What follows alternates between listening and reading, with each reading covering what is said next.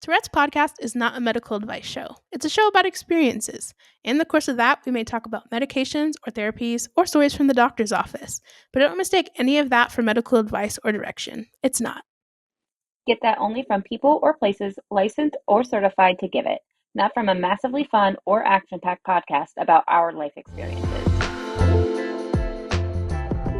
Hi, everybody. Welcome back to the Tourette podcast. My name is Jhonelle.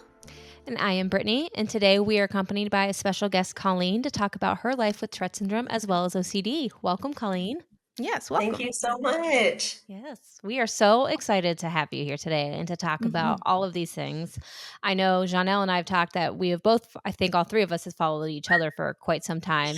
Yeah. So it's like Yes. similar with Jhonelle and I, when we actually met in person, it was like we've been friends the whole time almost. So, because we've been in each other's social media so often. So, Right. and you make great content. So we definitely wanted to have you on. So thank you for being here. Thank you so much. Yes. Welcome. Do you mind starting by just telling us a little bit about yourself? Sure. I am Colleen. I have Tourette Syndrome, OCD, anxiety, and ADHD. I am a mom. I have 2 kids. I'm a wife, and I'm a teacher. And I live in Texas. Oh, I don't think I realized you were in Texas. Are you guys? I mean, Yeah. Texas is huge, so you're probably not close to each other. We're not I'm in that San far. I think it Antonio. was like an hour and a half or something. Yeah. Oh, wow. Man, I didn't realize you were from Yeah. Texas. I don't know where I thought you were from, as if I know where every Tourette person lives. That's okay. Well, thank you for being here. We can just kind of jump into it. When were you diagnosed with Tourette syndrome? Probably it was a year after COVID, so however many years ago wow. that was. Dang. So recent. It was recent, yeah. Wow, 4 Yeah. years ago. Yeah. Wow. Did you always kind of suspect that's what it was, or did you just not know? I had very mild tics since I was 8, but never enough to go to the doctor. And then COVID hit. It was my first year teaching, and the stress just blew my tics up, and they've never gotten better since. So, Man, mine got worse since COVID too. Same. That we have very interestingly similar story. Yeah. that's Yeah. crazy. Yeah. So did you have to wait a really long time to get a neurologist? How did you know to go down like that path just for other people? Because it's becoming, I don't want to say more common, but we hear more stories, at least I have, as adults getting diagnosed and they went their whole lives without this diagnosis. So how did you know to take that kind of process? I didn't until they got worse, only because my family kind of deemed it just habits of mine. Mm-hmm. And then I went to college for psychology and I learned all of the things. And then Yeah. once my tics got bad, I was like, there's something there and I've got to figure out what it is. Wow. Yeah. So you like accidentally learned about it almost, like about Yes. yourself while in Yeah. psychology class. That's happened to me as well. Oh, really? Absolutely. Yes. This is very funny. Oh, because I did not know any of this before we started. Yeah. So I'm like, wow. Yeah. But it's literally same here. When I was like, this might be a thing. Should look into that. Might be. So Oh, that's That's funny. funny. So were you diagnosed with everything at the same time then, or did everything kind of come one at a time, those diagnoses? I know OCD and anxiety are big with people with Tourette syndrome and ADHD, but sometimes it can take time for the separate diagnoses to come. Yeah. It took a while. It took me like, I know a lot of people have it much worse, but it took me about a year seeing the neurologist before he was like, okay, you have this, this, this, and this. And I was supposed to go see like a psychiatrist or something like that, but I didn't. So we're here. That's We're okay. good. We're chilling. That's okay. Do you remember like noticing now, I guess kind of hindsight's 2020. Do you remember looking back in your childhood and seeing moments where certain things were maybe more OCD or certain things were more anxiety related? Oh, good Yes, question. I think it started out as really bad OCD, and my tics were never the thing that got in the way until I was an adult. So Hmm. all of my childhood, it was OCD, OCD, OCD. Yeah. Gotcha. Yeah. So was it like patterns, those types of things for your Mm, OCD? Or I think because you've talked about it, I've watched your videos. Where has it always been too? Apparently, I'm just going to pile on questions for you to answer. Um, where it's the fear with the food, right? The undercooking and stuff, right? Was it always Yes. that, or did that kind of get worse too as you got older? It was two things. It was the contamination OCD because I'm so afraid of vomit, and then it was rituals that I thought I had to complete or Hmm. people I loved were going to get hurt. So there are Yeah. things that I had to mm, do a certain number of times every day, all day. yeah. Yeah. I can relate to the worried about people you love getting hurt. I think that's where some of my intrusive thoughts come in with my OCD, like my compulsive Mm, thoughts and stuff. And mine is weird. And I don't tell a lot of people this. And I don't know if I've talked about it with Jonelle on this in past mm, episodes or not. But I don't think I've told a lot of people. But I have this thing where, so I'm not a crazy religious person, but I do believe and I do pray and all of that stuff. I start to fear that if I think about it at that exact moment, like I have to pray right now. Otherwise, like the people that I am thinking about getting hurt are going to get hurt if I don't pray and mm, ask for them to be safe. And it like is this big rabbit hole that I get down. And then I get yeah. nervous because like when I do it at night before I fall asleep, like when I am horizontal, it's game over for my mind. And Same. I start to fall asleep and then I panic all over again when I like wake back up. I'm like, "Oh my god, I didn't say Mm, like everybody. I didn't include everybody." And it's just like this ongoing thing and it yeah. ugh. Yeah. I feel like for me, in terms of, I guess, the OCD part, my neurologist didn't necessarily say I have obsessive compulsive disorder. He said I had more obsessive compulsive behaviors, which Hmm. thinking back now, I don't know. Like there wasn't ever like a I have to do this or something bad could happen. Thought it was just more like I have to do this because it doesn't feel right. Yeah. Um, if that makes any sense. So like mine was more like things being like symmetrical. Like if I don't know, if I touch something with my this was more so in high school. I think now it's not as it's not bugging me as much. But I touch something with my right hand, then I have to touch it with my left with like the same amount of pressure. Or I remember in high school, like if I would get up to go throw away my tray and I'd like get up turning to the right, then I had to like try to redo it and get up turning to the left. And it was very much more like symmetry stuff Hmm. and like more rituals, I guess, Yeah. but not necessarily any like I have to do this or something bad will happen. It was just more I have to do this because otherwise it just doesn't feel right and it's gonna sensory wise bug me. Right. I So have the symmetrical ones too. One of my weird ones is if I'm walking, especially in the fall, if I step on like a crunchy leaf, I have to step on a crunchy leaf again with my ooh, other foot. crunchy And so leaves, man, yeah. And so they're I so have good. I have to like watch where I'm going almost cuz like if I see one and I'm about to step on it, I have to look ahead to make sure there's another one that I can Mm-hmm. step on again. Otherwise, that's all I'm thinking about the rest of the Yeah. walk until I can find another one. But then it's not like close enough to the symmetry. Like if I stepped on it 5 minutes ago, like and so I in my mind I never completed it if I don't Yeah. find another crunchy leaf. It's so dumb, and I know it's irrational. I know it is, but I Doesn't have matter to. though. You Right. gotta do it. Yes. It's so frustrating. Yeah. I'm so glad I'm not alone in this. You're That's okay. absolutely not. Here Yeah, is not your at all. you are in a safe space here.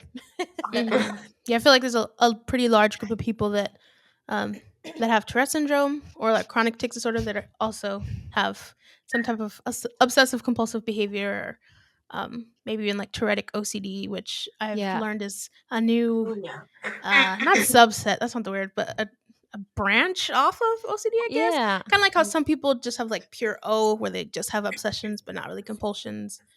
Um, Yes. so I guess a Hmm. branch.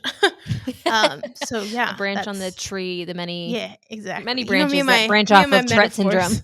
Yes, me and my metaphors. Well, maybe you're gonna create the new iceberg photo. It'll be a Maybe, tree with a bunch of maybe, yeah. branches. There you go.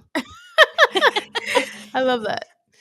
Um, I'm curious to know as well. I mean, of course, with the stress of stuff with the pandemic, and them kind of escalating. Do you feel like since it's been a couple years, you've kind of gotten I don't want to say gotten used to, dealing with everything, you know what I mean? I know what Versus you're when it trying to first say, yeah. happened, I was like, "Oh, this is I a know. lot." Like, I don't like, I feel like there's been some time maybe to where you're like, "I can kinda tell how to deal with it while I'm driving, cooking, cleaning, doing Yeah. whatever." I don't know if that makes sense, but do you feel like you've I gotten yeah, I know what you more mean. accustomed to it, used to it?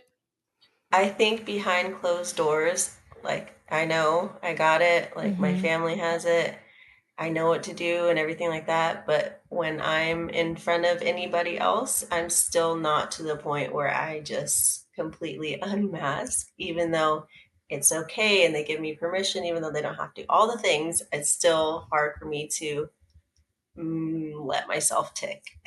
Yes. Honestly, still same. Right, I feel like Yeah. that was, like that hit me in a very I don't know if I wanna say special, but, like, deep way, like, behind closed doors, I've got this, like, Hmm. I feel like I felt that in the pit of my stomach when you said Yeah. it, like, because it's still the same for me, and I've been diagnosed since I was 7, and I've talked about this on here, and Jonelle and I have talked about this many times that when I never realized how much I suppress in public until I went to the Tourette conference in 2022, Mhm. and because I felt myself trying to stop myself so much, and I'm like, "Wow, I thought I was way more confident in taking in public, and Yeah. it turns out Yeah. I'm not." A lot more things are, subconscious than you realize, or yeah, like, Yeah. even now, there's still times where I will feel Oh. like I have to suppress my tics or, at least mask them. Um, Right. I don't I mean, I would hope that there'd be one day where people don't really have to care about that, but I feel like Um, it still happens, so. Yeah. Alright, so I don't know if you guys have had this too, and I'm sure you have, because there's people that obviously everybody pretty much in my life that is close to me knows that I have Tourette syndrome, and when I talk about the subject of suppressing, and if I talk about it with them, it's always really weird for me because I don't know how to explain it. Because they always I have had not millions, I've had a lot of people tell me like, "Oh, well, I hope you don't feel that way about me, like, you have to suppress around me," and I have to try and figure out this way of being like, I don't, but at the same time I do. Like, Mhm. and you don't understand how much my brain has taught me to do it throughout my whole life that I don't Yeah. even know that I'm doing it half the time. And then too, if like I haven't ticked around them before and then all of a sudden I start to go through those things where even though it's people that love me, where they're like, "Oh wow, I've never seen her do this before. Like this is weird." yeah. Because but it's me really slowly trying to figure out like how comfortable really are we? Right. Like Yeah. I feel like like it kind of comes down to, like, there's people that really make you feel like you cannot do this openly, and then there's people that give you that safe space to do so, but you're so used to, suppressing that yeah. sometimes you do, sometimes you don't. I think that's kinda Yeah, how that and I how think the that fear is just there still, and I always get nervous because I'm around people so much where they haven't seen me tick like I do, like in my videos or anything like that, that I almost feel like I waited too long to not suppress around them, and so now I feel like I have to keep doing it or something. Yeah. Oh man, that is so funny. I feel the exact same way Yeah. all of the time. I'm glad I'm not alone in that either, Yeah. Do you but feel like you've kind of have, I guess, those safe people that you are able to kind of stick around, even if it's not fully in public, like maybe if somebody's at your house or something like that? Yeah, I mean, my husband and my kids for sure. Outside of that, it's like a few people that I work with, but it's weird for me because I grew up without them being noticeable. But like with the rest of my family, I'm still not comfortable taking because they didn't grow up with that. So I feel like they think that I'm acting or putting on a show or anything like that. So I'm not comfortable there yet. But there are a few yeah. friends that I'm comfortable taking around. And that's about it. So now has your and you don't have to answer this if you want, if this is too personal of a question. Has your family members said things like that to you where they're not believing you? So I had a family member, like when I mentioned it first, I said, I think I have Tourette's. And she's like, no, you don't. I'm like, no, no, you don't. It's just anxiety. And I was like, okay. Alrighty, good talk. Wow. And that was that. I'm sorry. It's crazy because it's yeah. It sucks because, like, there's so much not people that people don't realize about anxiety and Tourette syndrome. So for them to be Hmm. like, "Oh, it's just anxiety," it's like, no. Do you know how many people have anxiety Right. that don't tick? Like, get out of here."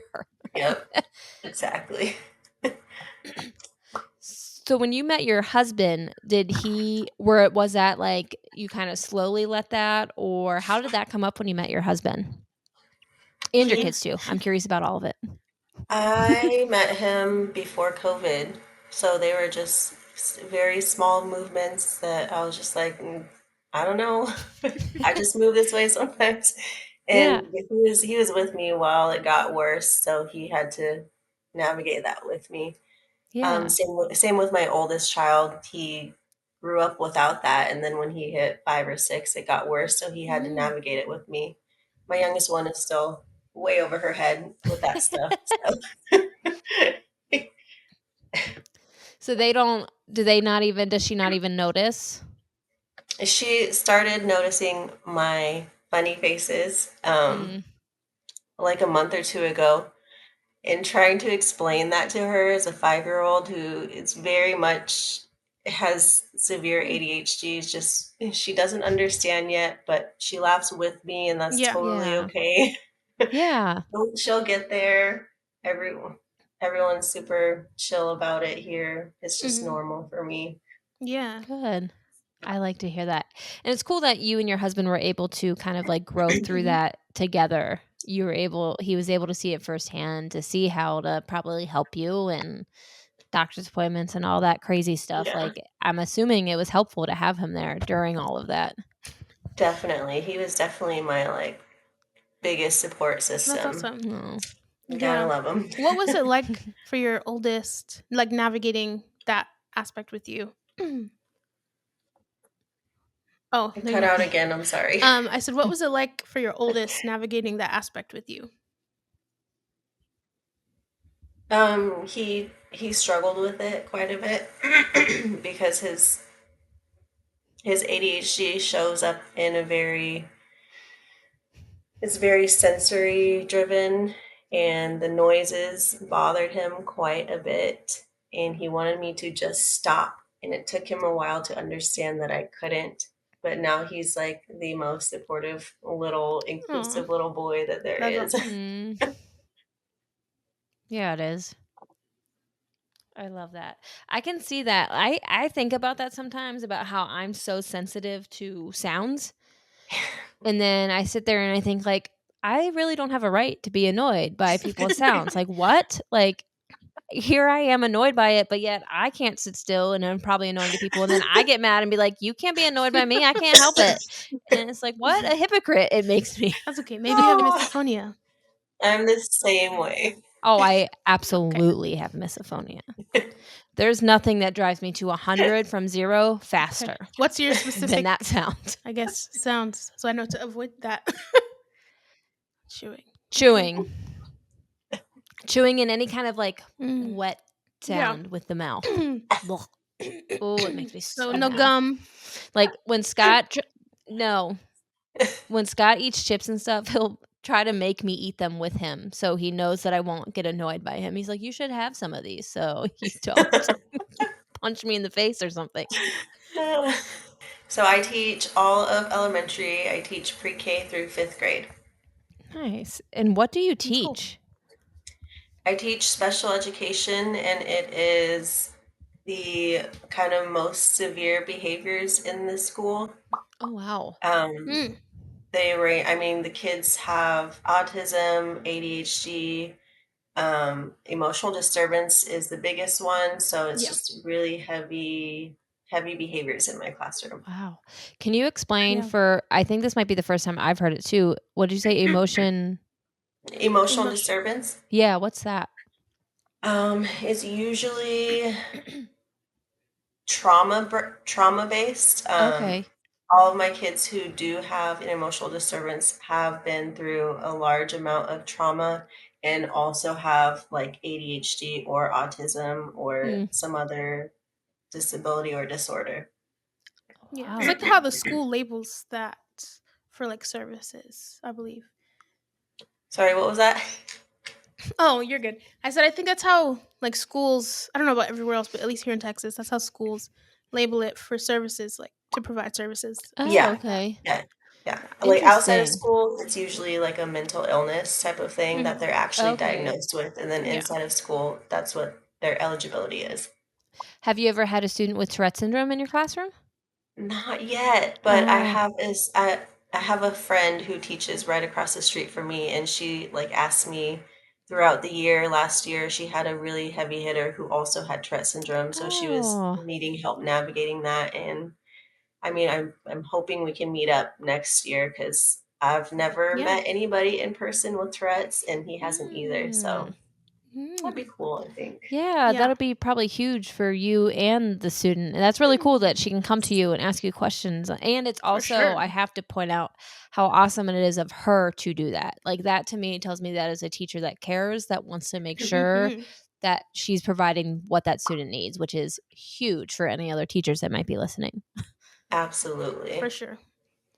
I think, That was really cool. yeah, I would think that like with you having Tourette syndrome and everything else, like that has to make you like one of the best people to be those kids' teacher. I would agree. I think I understand them on a whole different level that other people who don't struggle with those things probably won't ever understand them. They can be compassionate and Yeah. empathetic, but you don't really truly understand unless you go through it. Right. Yeah. Absolutely. And I think that compassion and that empathy also, it can kind of, you can have it and it's not always to the fault of the own person, but sometimes that, I don't want to say ableism, but kind of sort of Hmm. like without their own fault. And I'm not saying that as a necessarily bad thing. I'm not trying to be like buzzword, make people angry because I've had like Yeah. I've had to unlearn that too and still unlearning it as a disabled Hmm. person. But sometimes it's still hard for people, even when they're empathetic and sympathetic, to truly, like you said, understand because it can still seem so like, because I always say for Tourette syndrome, I don't understand why people let their thoughts come out of their mouths or their fingers on the keyboard, but I Yeah. can understand why, like, at first, it would seem purposeful. Some of my ticks look like they would be on Hmm. purpose. I get that. I used to Yeah. crouch to the Mhm. ground and jump up and do a straddle jump when I was a kid. It only happened one night, but, like, I can see why an adult looking at me and be like, "There's no way she can't stop doing that."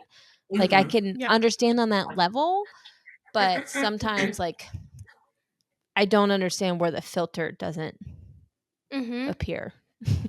Stuff where it makes you want to say to them, "Wow, I'm surprised you feel so comfortable asking me that," Oh, man. I need and put the embarrassment back on them. I need to start saying that. I'm Yeah, I surprised saw you a feel so video. comfortable asking me that. Yes, Man, exactly. I And feel then they'll like be like, Good. Yeah. mhm. Obviously, sometimes people ask questions in a respectful way, that's yeah. fine. But sometimes people just say the most outlandish stuff that you're like, "Hmm, Yep. are you real? Is this real?" Yeah. Mhm. Um, I feel like that's a title I option right there. I know you had Colleen, you had said that you kind of typically kind of might suppress it more around others, but I don't know if it would come out necessarily at school. And I know usually like special ed teachers have more communication with the parents than gen ed teachers.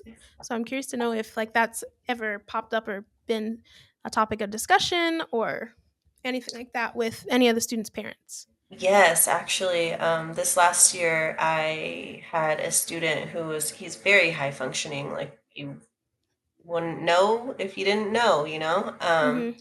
And he struggled with the fact that he had autism and ADHD, and it made him angry and Mm-hmm. he was defeated by it. So I kind of talked to him and said, look, this is what I struggle with. This is how I do it. Like, I can help you through this. And his That's mom found nice. me on TikTok, and she's probably one of the most supportive people that I've ever Aw. met with it. Like, Oh, I love she's so that. supportive. Yeah. That's amazing. So, what do you do to help yourself? Like, what would be those things that you told that student? Oh my gosh. Some The of first them, thing whatever is, comes to mind. I get overstimulated a lot. like with noises and with excitement or anybody being in my face. I get very overstimulated. So I've learned to kind of give myself space in a quiet space if I start getting too like ramped up. Um, but a lot of the things that help me are fidgets. If I keep Mhm. myself or my body busy, then I'm okay. If I'm doing something I love, if I like a hobby, then I'm okay. And then the thing that makes me the worst with my tics is anxiety so Yeah. and stress. So I try to stay away from things that make me super anxious as much as I can. But I'm still learning. It's Yeah. definitely Yeah, something of I'm course. working through. Yeah, I think that's a learning curve forever for us because, like, one thing that might have been Yeah. working for us for years all of a sudden could stop working for us. Mhm. Yes. That's true. I have a whole gallon size like freezer bag, like the Ziploc freezer bags that's like gallon size. I have a full thing of that of like fidgets, I whether love it's like that. things that spin or things that pop or Yeah. like I have everything. So I have a I feel fidget you. a ring that my mom bought me for Christmas, I Mm. think 2 years ago. Oh, that's so And I like it cool. and I like it because I can use it like, I'll do that, and then I also mess with it, and I'll take it, and I'll spin it around another finger, but I always told, like, because I already have a tell having Tourette syndrome when I'm nervous or stressed out, but now I feel like I Yeah. have an even bigger one because now if I start twisting my ring, I feel like people are gonna be like, "Are you alright? Like, what's going on?" That's But okay. at the same time, I do it for, like, things that don't matter either, like, sometimes during Cavs games that we go to, like, I'll be, like, just spinning it like crazy because 'cause I'm like, oh my god." I'm surprised it's not broken. Every once in a while, sometimes it will stop spinning, and I think it's because I washed with my hands with it on I forget to take it off when I wash my hands sometimes, and it gets Oh, stuck. like yeah. But I highly recommend I like having it right there because 'cause I'll do it a lot, and it's so easy to do, like, under the table, for example, when we're trying to, Mhm. like, Yeah. hide that we're doing it, and I'll be able to just spin it and just think about spinning that. I might zone out of whatever conversation I'm having if I'm really focusing on that, but in my mind, I'm like, well, at least all I'm doing is messing with the ring, which appears so quote unquote normal to most people. Uh-huh. Mhm. Socially So, Yeah. acceptable. yeah. Yeah. Yeah. I say that while rolling my eyes. Yeah. Because it's just annoying. Uh and the word socially acceptable also Oh, yeah. like that also shows or deems that it can change depending on what space Yeah. or culture you're in. So it's like Right. And Yep. over the it's just years and annoying. everything else, things that were Exactly. Yeah. socially acceptable Exactly. 20 years ago aren't anymore. hmm So, and some of Or those the are thing, yeah, like rightfully and vice so. versa. Like, so, Yeah. Yeah. Uh-huh. Of course. So yeah, but that's why I'm like, it doesn't matter if it's socially acceptable, because it might later, like it's whatever. I feel like people are that way with autistic people or people that STEM, where they're like, oh, like, oh, let's try to change it to something more socially acceptable. Why? yeah. Nah, Like it doesn't make let's sense. not. As long as they're not hurting themselves or somebody else, why? Right. They want to flap their hands, they can flap their hands. Let it Yeah, be. exactly. Exactly. I've seen people do weirder stuff at the that probably don't have anything. So, like, Oh man. but I will say that does though, I think that that's what I've said, like, I feel like Tourette syndrome does make me empathetic. Like, if I see somebody doing something, maybe my first initial thought, like, what I've been programmed to think, I feel like would be off-putting, but then at the same a second later, I'm always like, "Well, wait a minute, like, I don't know what's going on with them, like, maybe they have hmm Tourette syndrome," or sometimes, though, I get a little too excited about it, like, I'll see people and I'll Yeah. look at my husband like, "Did you see that? I think that person has Tourette syndrome. I think they Yeah. have Tourette's." But it's not like I can go up to him and be like, "Hey, do you have Tourette's?" Because, Right. like, Yeah. samesies. Everybody's in a different place. And yeah, no. That's funny. I really do feel like for like just uh, several things, maybe not just Tourette syndrome, but like in general, you almost develop like a quicker eye for identifying Yes. or seeing when somebody else Absolutely. is neurodivergent. You're like, Yep. like there's like some type of tell. You just kind of make eye contact, like Are is we that are we the same, you and me? exactly, exactly. It can be nice It's though. It very could true. be a bonding thing. I know one of my friends, her and I have definitely bonded over the things. Like her and I have joked, and I think we're really going to, but we've joked about making a podcast together to talk about because, like, together, I feel like we have like all of the Mhm. neurodivergent issues. Yeah. And we actually bonded over like our fidget rings because we were talking about it one day. I used to work with her and we're still really good friends. And we were talking about that and all the like the little weird nuances that we have because of it. And she's like, I have a fidget ring because I can't just like sit still. I'm like, listen, so do I. Yeah. This is why we connected, I think, on such a deep level so Yeah. quickly. So, keep your eye out. We're going to call it 30, flirty, and crying. Oh, I okay. love it. Sounds cool. I love I it. have a question, I guess, for you both. It's just something I'm thinking about. I know oftentimes whenever people have multiple conditions under the neurodivergent umbrella, um, like other people might assume that the things I guess they can see a little better would be the thing that would bug somebody the most. So, for example, Yes. if with us, oh, they're ticking, that's probably bugs them more than anything Hmm. else. But is Mm, it true? Like, what do you feel? And obviously, it kind of changes depending on stuff. Like right now, my ticks are bugging me more because hmm I actually have had a really chill tick day until we started filming. Now I'm ticking a lot. Sorry. Yeah, sorry. It's That's fine. probably our It's fine. fault. It happens. Transitions are like a trigger for my ticks, so it's fine. That typically happens often. But maybe for you guys more recently, it's been like an OCD thing that's been more something that's bugging more, or an anxiety thing that's bugging more, something else, sensory things. Sometimes that bugs me more than my ticks. Like, what do you think in recent times has been bugging you more? My OCD for sure. 100%. No Mm, question. yeah. Okay. Yeah.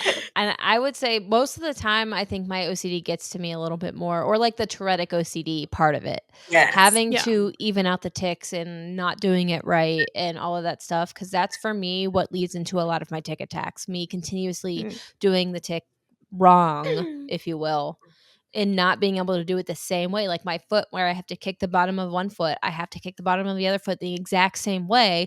And if I don't do it, I have to start over. And if I don't do it right again, I have to Mhm. start over. And then my body like has to do it faster and faster. And it leads into then my tick attacks. And so I think that's what bothers me a lot of times, what bothers me most. Or like I have to tap on the four corners of every plate that I use, every bowl that I use, which doesn't have corners. It's where like my mind decides where a corner would Yeah, be I in was a gonna say. bowl. Yep. I was about to ask if you had those kind of squarish Yeah. plates, or if you had a round plate. The plates are round, or we have both. We have Okay. like square and round plates. Yeah, I have both as well. But I have to do it on everything. I have to tap. I have to Mm. tap. And then also when I eat, I have to smell it before I eat. Mm. And half the time I don't even realize you do that one anymore until somebody's like, "Did you just smell your food?" And I'm like, "Yes." You just say enjoying and experiencing this in all of my senses. Right. And I don't realize, but although like my family and my friends are used to me now because like sometimes Scott will have something and I don't want to try it because I'm also a really picky eater. And Mm. but he'll have something like, "Can I just smell it really quickly, please?" Because I have to know what it smells like. And Yeah. my family, Scott, super used to it. And when I do it, and it's funny because I can tell when I do it around people that haven't been around me as much around food because they always give me a weird look. I'm like, it's just something that has to happen. Mind your Yeah. business. That's funny. I feel like my sense of smell is not bad. Like, I don't think there's anything wrong with it. I just feel like it's my least utilized sense. Like, I've never been I like prefer to not smell. Like, intentionally smell stuff. Oh, I don't know. Like, I've always been like, no, like I feel like it adds an element of something that I don't want, I guess. Like, if obviously you're making popcorn and it naturally smells, that's fine. Yeah. But if it's food that you don't that doesn't have that strong of a smell in you, and I intentionally go to smell it, I don't know. I'm just like, "Ugh, I can't do that. I don't like that." that's funny because I am Yeah. 100% the So you can, exact if opposite. we, meet up a person, you just want to smell my food, I'll let you smell my food, but I will not be smelling my food. All right. Good to know. I'll add you to my Yes. list of people I can smell food. Okay. No, but no, that's interesting. I was just curious because, yeah, I feel like oftentimes people would assume the thing they can see more would be what Right. bothers them. Yep. And honestly, for me, most of the time, it's not even Tourette syndrome that bothers me. It's other issues or disorders I Mm-hmm. have. I have PTSD as Mhm. well. That for sure bothers me way more Yeah. My than Tourette syndrome or sensory stuff does. Yeah, So. my anxiety, being worried over nothing when I can rationally Hmm. sit here and tell my brain, like, you are worried over something so stupid but yet it won't stop still. Like, that makes me so mad, and that gets me into, like, a tailspin Mhm. with Yeah. myself, which is great. Yeah. Do you feel like, or I guess, do you guys feel like the, I don't know. I know that certain conditions kind of feed off each other. So, like, I know, Colleen, you're saying the OCD aspect of everything you're dealing with bothers you more. Do you feel like sometimes that feeds into your Tourette syndrome or anxiety? Yes, it definitely feeds into everything. um, because like Brittany was saying, I have to do everything until it feels right. So I can't just Mm. tick one time. I have to do it until it Mhm. feels like I hit that good spot. And it's so constant throughout the day that if it was just ticks, I would be okay. But the OCD makes it so much worse because it has to be a certain number, a certain amount of Mhm. times, and it does Mhm. last like throughout the entire day and it takes up so much of my time. Yeah. It's Yeah. a lot. And that's a really good point, and if you don't mind, I'd love to hear your thoughts and just your explanations, because people, I don't think, because as we know, Tourette syndrome is misunderstood, it's joked about, OCD is too. If the amount of times that I hear people, like, straighten their notebook and be like, "Oh, sorry, I'm I so know. OCD." Yes. Yeah. Um, it's Yes. so aggravating. So, could you talk a little bit about how, and if you can, like, if there's any examples or anything like that, like, how it can be debilitating so people can maybe start to understand, like, it's not just liking things clean. A lot of people with OCD, I tell people, a lot of people with OCD, their house is a mess. Mm-mm. That's not Yep. what it is. For Like, it sure. can play Yeah. It's into it, really but not. It's there's really so not. much more to that. Um, so Gavin last week, he was lining his things up and he was like, ah, I'm so OCD. And I was like, is it bothering you? Like, is it hurting you? Is it mentally making you feel like something bad is going to happen? He said, no, I just like having it straight. And then I said, okay, well, that's not OCD then. And I had to explain to him because he is very aware of all of the disabilities and stuff because he has contamination OCD. Um, but it's not something that you enjoy. If you enjoy doing it, it's not OCD. If you enjoy cleaning your pantry or setting it up a certain way, it is not OCD. OCD is where it's super debilitating and makes you like feel like you're going to throw up if you don't engage in these behaviors Mhm. or somebody's going to die because you don't engage in these behaviors. I really love Yeah. your, if you enjoy doing it, it's not OCD. Mhm. That Yeah, is that's a good that point. is good. That's a good point. That's a I very didn't think good about that. point. And I'm it writing it also, down. I have so many Do it. all the people that do like publicly say I have OCD, ha ha ha. Most of the people who have Right. OCD hide it and are very secretive about it because it's embarrassing and it's debilitating and it's not lighthearted in any sense. Mhm. Mhm. So Have I there don't ever been really. times for you where it has, like, almost, like, made you stuck, like, where you couldn't go somewhere, or, like, the times where you're cooking and you just didn't eat that night because Mhm. it was Or so finish a bad? task. Yeah. Yes, it takes me a long time to get out of the house sometimes. It takes me a long time. Okay, let me go here. It Yeah. takes me a long time to go to bed every night because I have to do everything a certain way. I have to brush my teeth a certain way, top and bottom a certain amount of times. I have to rinse a certain amount of times. I have to have all of the doors shut a certain way. I have to look at my phone. I have to look at the picture on the screen before I close my eyes. And then if I open them again, I have to look at it again, or my Mm. kids are not going to wake up. So it takes me like probably an hour to get ready and go to bed every night. And Mm, then every single time I open my eyes for any reason, I got to go through the process again. jeez. Yeah. Yeah. That's definitely different than, "Oh, I have to fix the notebook. I'm so OCD." Like, Yeah, yeah, Yeah. I don't, for sure. it sounds not enjoyable. I know, and No, it's always hard. It's the same for me, it's the same thing of, like, am I gonna choose this battle today where I tell this person, like, "Well, actually, you're not right." for Mhm. It's always like, if it depends on the people, I'm like, probably not though, because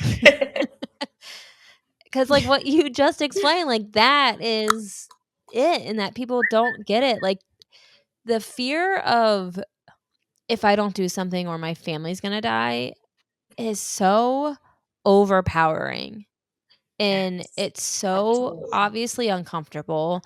And like, and I've been through, in my family, I've been through, unfortunately, I've been through a lot of death. And I knew what it was when I was 5 years old. Like, Mm. I've been through the ringer with it.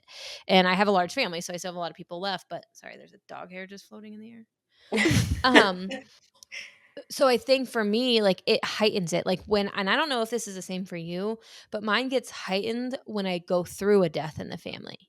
Like, I Mhm. am on edge 1,000% worse. Like, in 2017, I went through a lot. I lost a few people, like, every other month. It was like once things started feeling normal again, like, the other shoe dropped. Like, it was, Yeah. and I still feel that way. I think part of mine too is like I get nervous, and this is gonna sound stupid. I get nervous when I get too happy or when things start going Mm. well for me. Oh Like my the rug to gosh, be ripped out for yes. me. Yes, and I Yes. feel like something terrible is gonna happen, and, like, the happier I am, I feel like the worst thing is gonna happen. Mhm.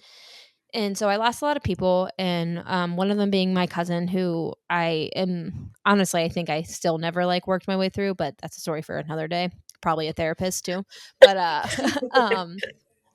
my husband went on a business trip the January after that in 2018. He had to go to New York for work. I was convinced I was never seeing my husband again. He was leaving, and that was the last time. It's making me, like, feel like there's something, a lump in my throat now.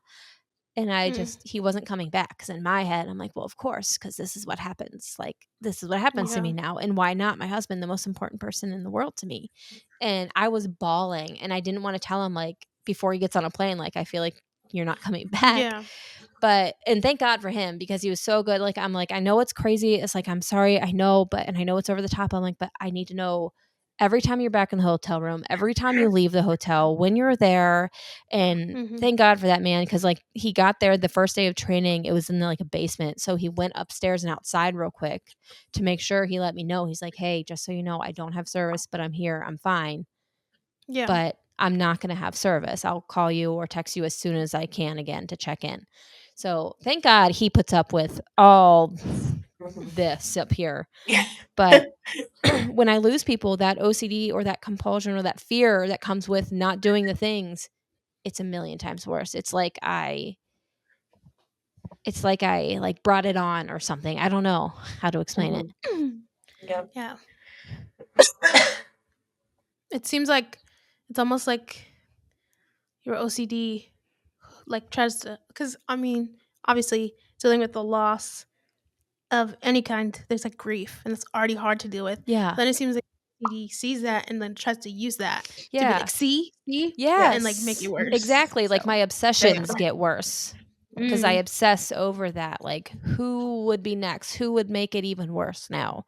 And it's just mm, a terrible thing. Like, even now, like, I have an uneasy feeling in my stomach just thinking about Mhm. it. But, and that's what happens, and, like, you get stuck in these tailspins, and that's, I think, where my, anxiety attacks will come out of nowhere. And during COVID, I had that a lot because, it was yeah, COVID. COVID. Yeah. And, I remember the one time I was sitting on my couch and just thinking about all those things, like, what do I need to do to make sure nothing happens to anybody? And I was going through this thought process of having to, my thing where, like, I have to pray and make sure, like, my grandparents are gonna be okay because they were the risk factor. And Hmm. I was just so quiet and in a completely other world. And again, thank God for my husband. Like, he looked over at me, he's like, "Are you okay?" He's like, "What's wrong?" And I told him, I was like, "I don't think so." Like, and my chest got tight really fast, and I just went into a really, like, I couldn't breathe all of a sudden, and everything just, like, I feel like collapsed around me because I felt like I couldn't do enough. Like, I couldn't do my compulsion enough to make it okay. And then something was going to happen and it was going to be all my fault. Yeah, that's rough.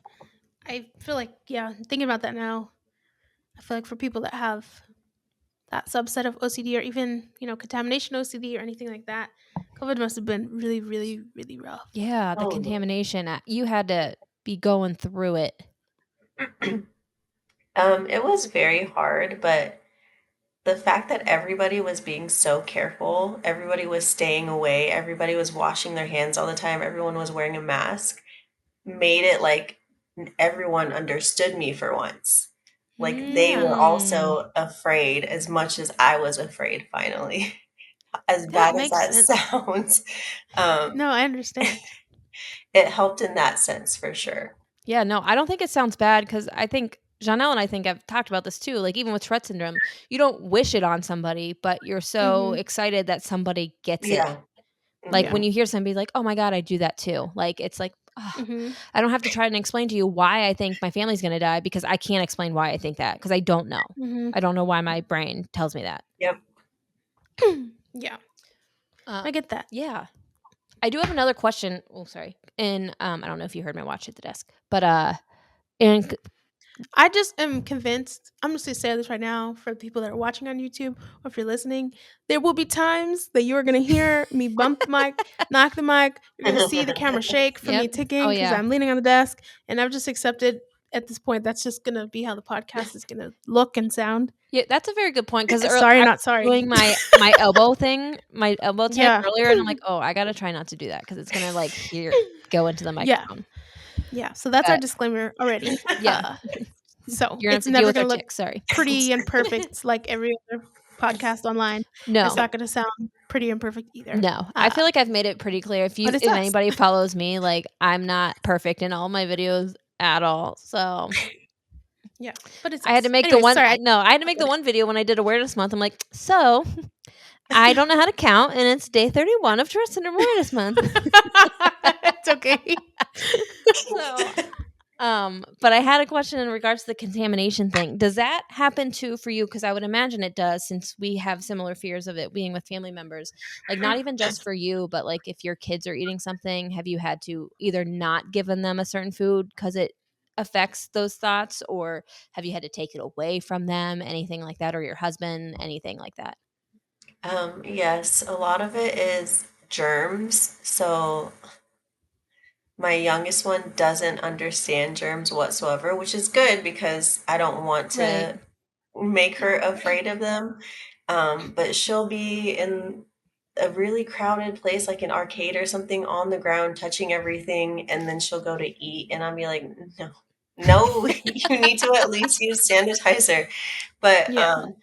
my son got sick. He got food poisoning from salmon like 5 years ago, and every time he eats it now, he's the same as me. Like he'll be like, "I don't want to eat it. Did you just get it? Did it just get bought today? Did it just get packaged Mm, today?" Mhm. And so I'm trying to like work through that myself so that I don't continue that with him. I'll tell you the thing that works the most for everybody with it is exposure therapy. Mm. So I try that with him as much as I can. I try that with myself. I just had chicken tonight. I hate eating Yeah. chicken. oh, nice. I Mm. overcook it all the time, but exposing myself to those fears makes me less fearful of them. So just working my way through Yeah. that. Yeah. Exposure therapy is so hard. Like, people tell me that, and this is related but not related because I have a fear of tornadoes, and it doesn't make any sense because Mm. well, technically we did have one. Like, you could see it from like our front porch. It was a Oh really my. small one, but I get really afraid, and people are always like, "Well, you should go like chase them, like expose yourself to them." I'm like, here's what's gonna happen. I'm gonna either tick so hard I pass out, or I'm gonna hyperventilate so much I'm gonna pass out. So the exposure is not gonna be there. Yeah. I can't. Oh man. I feel like I think not in a OCD way, maybe a little bit more of an anxiety slash precaution way. I'm always concerned because when it comes to cooking meat, I feel like you try to cook other stuff and you're like, guess it worked out, guess it didn't. But like with meat, you're like, no, I don't want to do that because I don't want to get food poisoning. Uh-huh. It's not a guess it worked out, guess it didn't. Like it needs to work out. I always was concerned. I was like, I don't know how long to cook my chicken. There's a little pink part right there, and I Yeah. just could not. So I finally just bought a food thermometer because I'm like, at least they have it down to a science. If you cook Yes. your chicken to the internal temperature of 165 degrees Fahrenheit, then it should be cooked. So I have the food thermometer so I can check and I can say we're cool. So I don't have to keep overcooking my chicken because that's what I do too.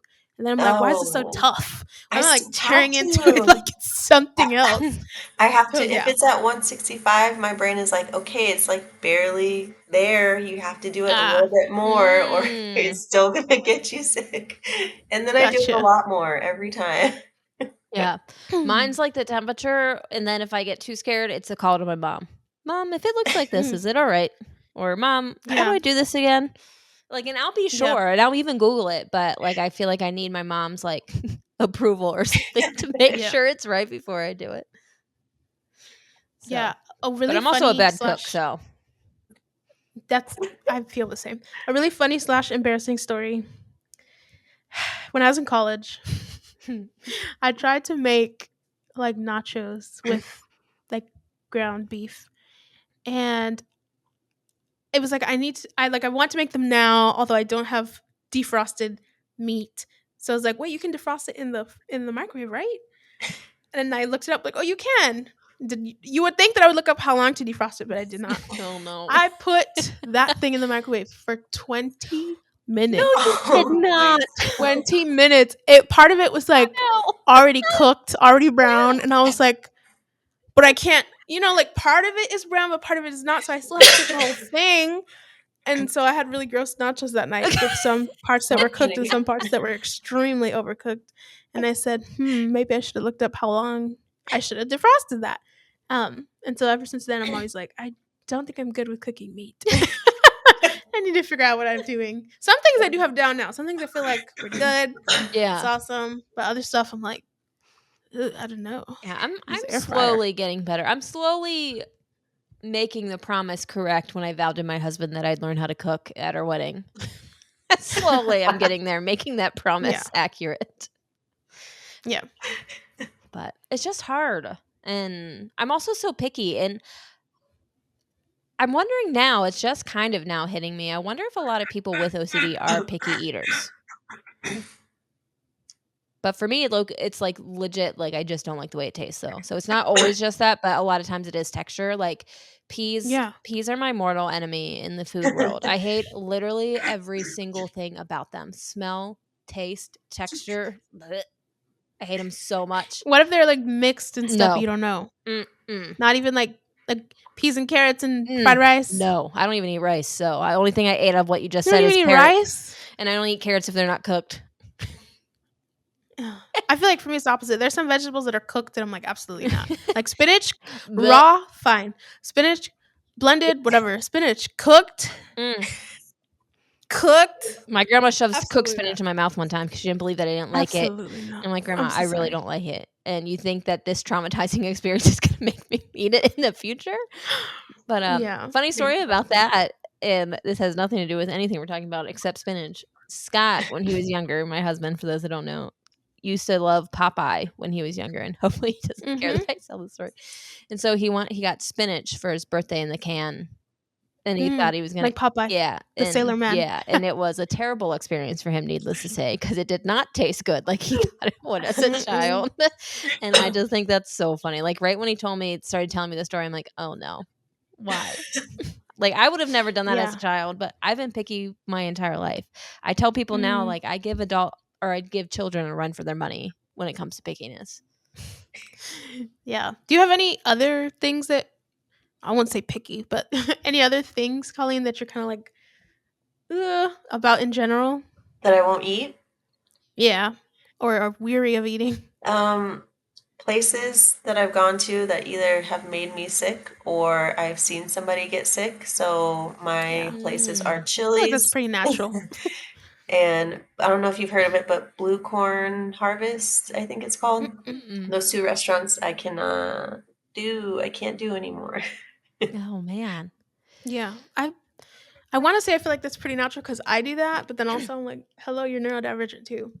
Uh, so I don't know, Yeah. but yeah, I don't eat Taco Bell because my best friend's brother had food poisoning one time that was really bad I just had it from last night eating for dinner. Taco Bell, and yeah, I I know can't. I shouldn't Like like I it like never I have do, since but then. I was like, my uh-uh. thing is I always tell people, like, I like Taco Bell sober too. Like, I don't know. I like it's a Oh, problem. It's not good for me or anything like that, but No, that's a good point. How sorry, this just came to me mid-sentence or mid-thought. How when your son or your kids are sick or your husband, like, is that hard Mm. for you when you are taking care of them? Like, is your husband on duty when your kids are sick? Like, how does that work for you, or what kind of struggle is that like for you?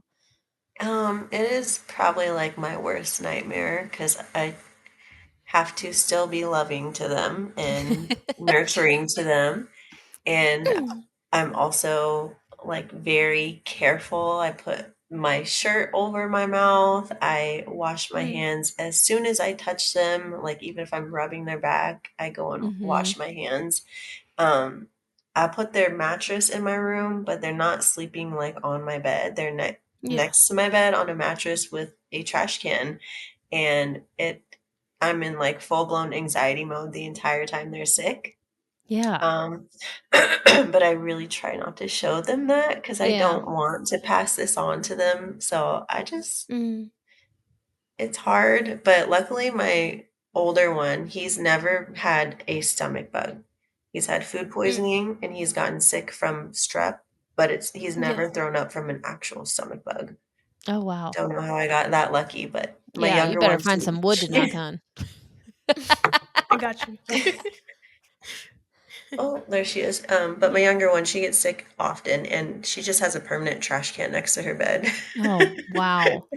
Yeah. Yeah, and that has Yeah. to be so hard, not only because, like, as a parent, and obviously this is not something that I can relate to as a parent to human babies, but, it has to already be so hard as a parent trying to take care of your kid and everything else, but, like, also trying not to let them see those things, like you said, like, you're worried about giving them or passing down what you have with the way you see, like, how do you cope with, like, that? Like, how like, that has to be so hard, and I'm sure there are other parents out there with Tourette syndrome and OCD and anything else that comes with it listening to this that would relate to that.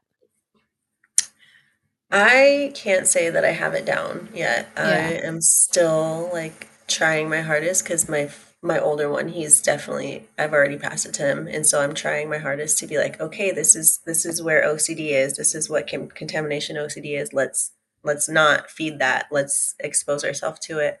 Um, but it's really really hard, and it is the reason why I'm not having any more kids. Mhm. Mhm. Because I'm passing all these things down to them. Like they both have ADHD. He has OCD.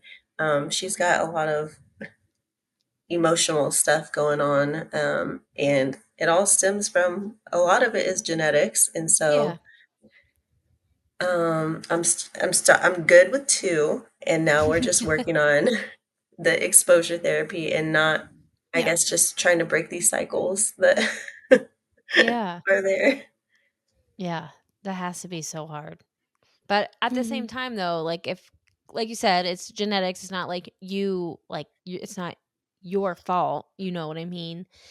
But look what a great example they have, like, because you said you were able to distinguish for him, like, this is the contamination OCD, or when he said, Yeah. like, "I'm also OCD," when those things, you were able to explain to him why that wasn't what that is, and, like, you're, like, the perfect role model and example because he's seeing you trying this exposure therapy so he can be like, "Well, if mom's doing it, like, I can try."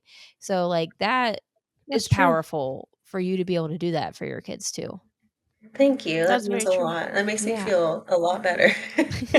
Yeah, no, just the whole time you're talking or even about when you're talking about, like, when the kids get sick and, even though that's not the best situation for you to be in with your OCD, like, you still try to be loving to them and, invite them into your room to lay on the floor on the mattress and, rub their back. Like, I was just thinking, like, "Oh my gosh, she's such a good mom." Like, she Yeah. doesn't, you know what I mean? Like, she's still caring and loving and not trying to make it seem like she's, mad at them or it's their fault or she's upset. And I just love that. That's amazing. Thank Yeah. you. That means so much. Because 'Cause I've seen Yeah. parents who don't have any of those things and do less. And So, won't do that. Oh, Exactly. that means a Exactly. lot. Okay, I didn't see, I never thought about it like that. yeah. Well, good. I'm glad we're here to It's help. very true.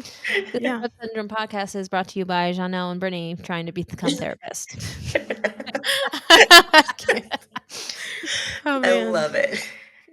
Um, I'm curious to know if there's anything else specifically that you're wanting to, talk about, share to the audience, anything like that. Wait, you just froze. What did you say? Oh, I'm sorry. I said I was wondering if you had anything specific that you wanted to talk about or share with the audience. Um, I mean, really just that OCD is not funny, it's not a joke. Mhm. It is super debilitating. Um, that's really the main thing that I really want to get out there because it is just thrown around so much, and Mhm. people do not know the half of it. Yeah. Absolutely. And then I have my one of my questions that I want to ask too is would there be if somebody's out there struggling right now and obviously we as we've talked about, it's a learning curve for all of us. Like what advice would you give them that they're struggling with some of the same things that we all share or what you have in that like would there be any advice that you have for them? I would say just educate yourself as much as you can. Find the resources that are available to you. Get help if you need the help, medication if you're into that thing. And exposure therapy is huge for OCD specifically, contamination OCD. Um, but yeah, knowledge is super powerful in these kinds of situations. And even spreading awareness if you do struggle with it. People want to hear your stories. People want to know that they're not alone. So, Yeah. I love that. Yeah, absolutely. And then I just also want to make sure is where can people find you at for all of your Yeah. content and stuff that you share? you can find me on TikTok. Not even sure what my name is. I think it's just my name, Colleen Montez. We'll find it and put it Yeah. in the notes. It'll be in the notes of the podcast for everybody listening. Mhm. Sweet. Gotcha. Awesome. Well, thank you so much for, giving us your time and being willing to chat about all the fun stuff. We Yeah, appreciate thank it. you for having me. It was so nice to finally talk to both of you. I know I've gotten the Yeah. chance to talk with you a long time ago, but Brittany, this is the first time, so thank you guys Yeah. for having Yeah. me. That's true. Yeah, no, Yeah. thank Thank you you so for being much. here. Maybe one of these days we'll all be able to get to be together in person for something, That would some be Tourette awesome. event I'm or something like nervous. that. Come to Texas, Brittany. Yes, I know. I will. I will. I need to. Awesome. Okay. Well, thank you guys so much. I hope you have a great day. You too. Thank Thanks you. Bye. everybody You for too. listening.